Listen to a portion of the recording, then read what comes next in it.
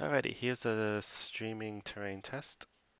It's a mix of my visual scripted character controller, but the streaming and stuff is done with scripting, C sharp, yeah, C sharp stuff. So if I enter this cube, it's a on trigger event. It'll load the first terrain patch. Then the next one will unload the previous and load the current one, and pretty much that.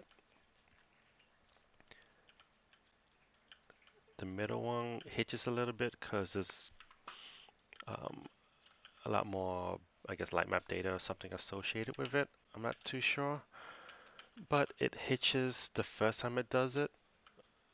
Um, all other times afterward is smooth, so I'm not sure about that. So you can see each trigger is associated with a terrain patch,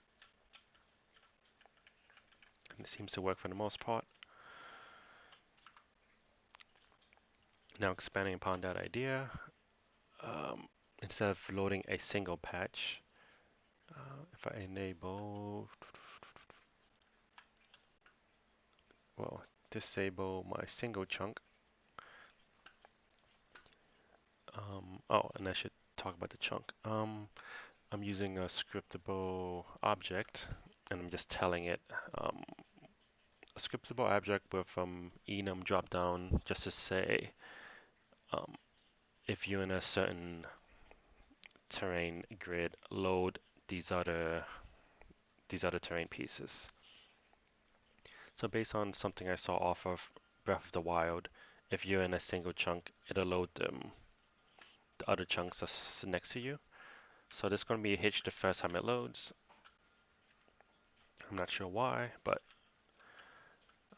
there you go. At the bottom right, if you're in that quadrant, it'll load the surrounding ones, and same thing with the left one, right?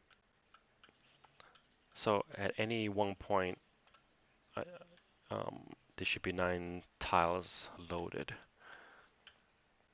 So since I only have 9 right now, you can kind of see the other ones being unloaded.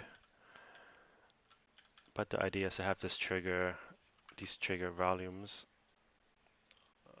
within the terrain itself.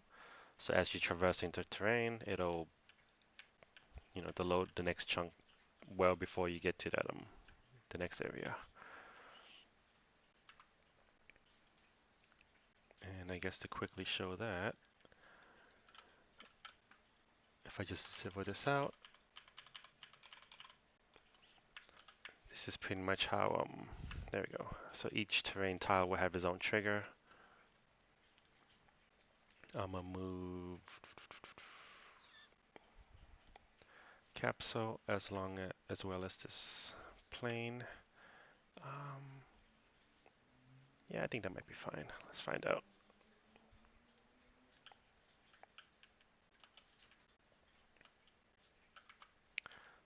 So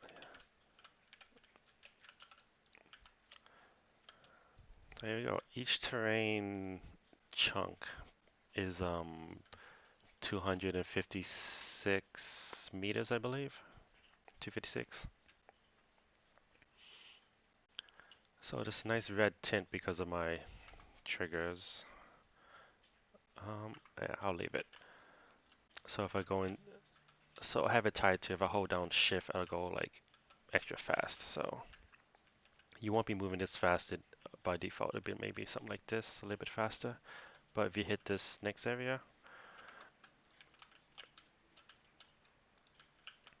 there you go. So I'm in this terrain patch right now. And if I go towards the middle, I should have 6 patches around me. 9 patches around me.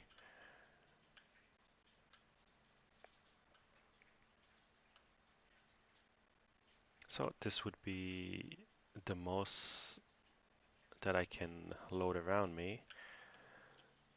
Granted, if there's objects and stuff in the next patch, those will get LOD'd out and stuff, but for the most part, that's the scene itself would unload if I go to a corner patch.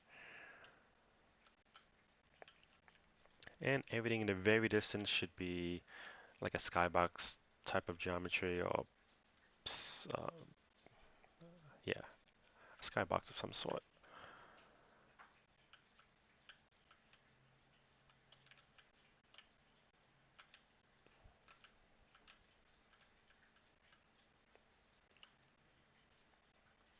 Go back in the center.